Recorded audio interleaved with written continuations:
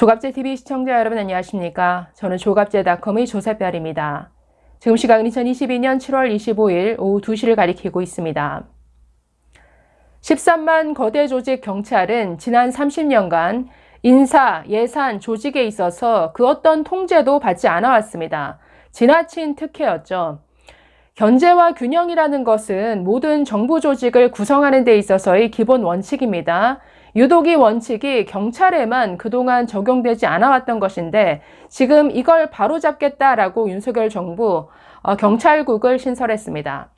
자, 지금의 경찰은 역사상 가장 막강한 권한을 가진 조직으로 탈바꿈했습니다. 검수완박을 거치면서 거의 모든 수사에 있어서 수사 개시권과 종결권을 갖습니다. 게다가 더 이상 검찰의 수사 지휘도 받지 않게 되었죠. 더군다나 2년 후에는 국정원이 가지고 있던 대공 수사권까지 넘겨받습니다. 이런 막강한 권한을 가진 13만의 거대 조직, 게다가 무장 조직입니다. 이런 거대 조직이 그 누구로부터도 견제나 통제, 지휘를 받지 않겠다? 이 생각 자체가 굉장히 반헌법적이고 구시대적이죠.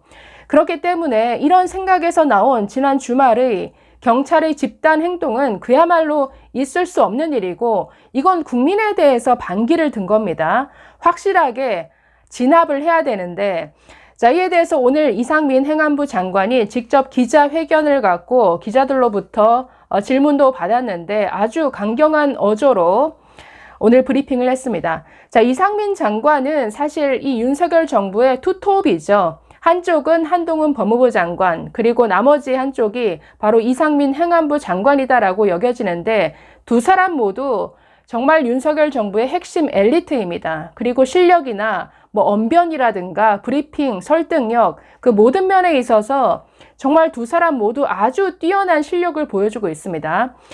자, 그래서 오늘도 이상민 장관의 기자회견, 그리고 질의응답을 보면 그 브리핑 실력에 정말 감탄하게 되는데 자, 오늘 지난 이 주말 있었던 경찰의 집단 행동에 대해서 이건 마치 12.12 쿠데타와 마찬가지다라고 아주 강경한 어조로 비판했습니다. 자, 이렇게 말했습니다.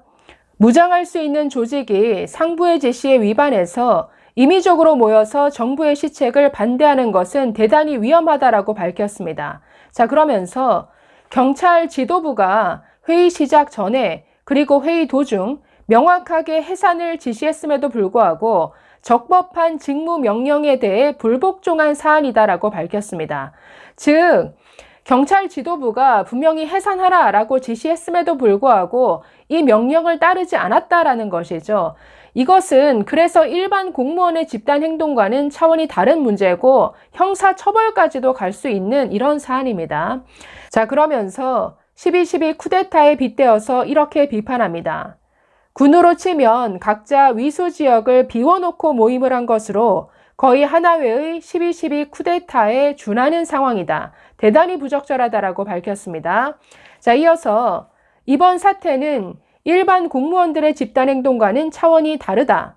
경찰은 물리력과 강제력, 심지어 무기도 소지할 수 있다. 이런 역할과 책임을 맡은 분들이 임의적으로 또 자의적으로 한 군데 모여서 회의를 진행할 경우에는 대단히 위험하다. 하나회가 쿠데타를 일으킨 것이 바로 이런 시작에서 비롯된 것이다 라고 아주 강하게 비판했습니다.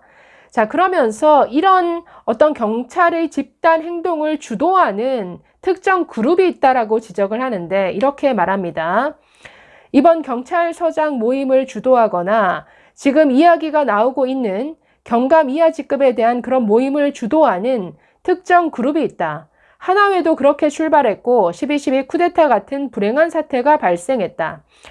자, 대충 언론에 언급된 총경들은 다 특정 출신이더라. 이 자리에서 특정 출신이 누구인지 언급하는 것은 적절치 않을 것 같다라고 했는데 그게 누구인지 또 어떤 출신인지 구체적으로 언급하진 않았지만 앞으로 상당한 논란이 될 것 같습니다. 그리고 반드시 밝혀져야 될 부분이기도 하죠. 자, 또 이어서 이렇게 말합니다. 자, 검사는 되고 경찰은 안 되는 것이냐 이런 지적이 많았죠. 지난 검수완박에서 검사들도 집단적으로 모여서 회의를 하지 않았느냐, 경찰은 왜 안 된다는 거냐 이런 지적에 대해서 자, 이상민 장관 이렇게 말합니다.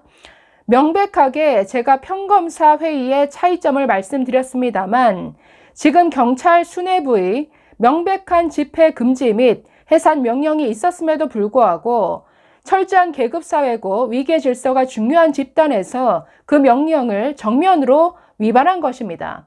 따라서 이것은 우리 국민들이 대단히 심각하게 받아들여야 될 사태라고 생각한다라고 밝혔습니다.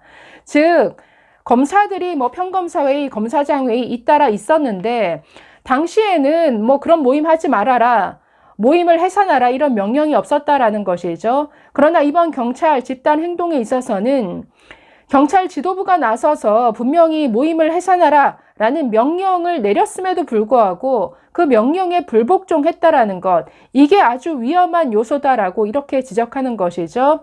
자, 그래서 이것은 단순히 징계 차원을 넘어서 형사처벌도 가능하다라고 이렇게 밝혔습니다.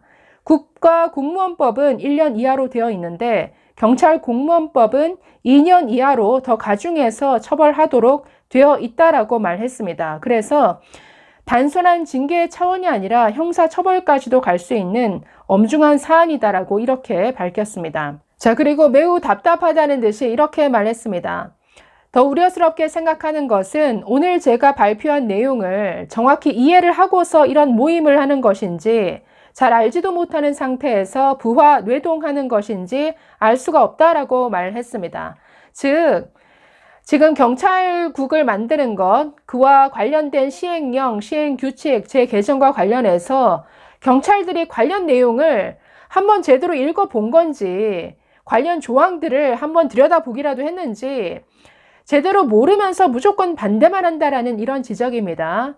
아니, 사실 경찰국이 신설되고 그 안에서 하는 일들을 보면 별 내용이 없습니다. 아니, 경찰의 치안 업무에 대해서 어떤 지휘하거나 통제하겠다라는 내용 아닙니다. 어떤 경찰이 하는 수사에 대해서 지휘한다라는 내용도 아닙니다.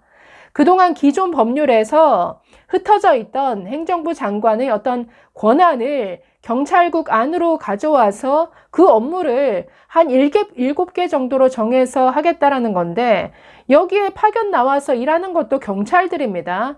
그래서 대체 왜 이런 작은 일 하나 가지고 이렇게 전국의 경찰들이 이렇게 난리를 치는 것인지 너무나 좀 어이가 없고 지나치다라는 거죠. 어찌되었든 오늘 브리핑을 통해서 아주 강한 의견을 보였습니다.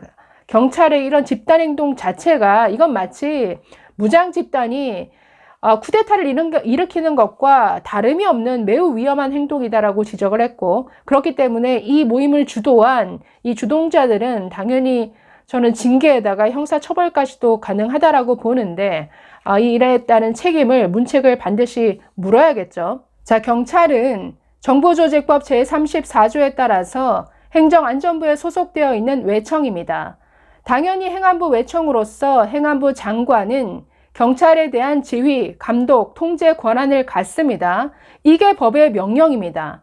자, 그런데 이 법에 반해서 그 어떤 지휘나 감독을 받지 않겠다라고 하는 것은 그것 자체로 반헌법적이죠. 지금의 경찰의 집단 행동은 그대로 반헌법적이기 때문에 반드시 진압되어야 되고 13만 거대한 무장 조직 경찰은 반드시 통제되어야 합니다. 감사합니다.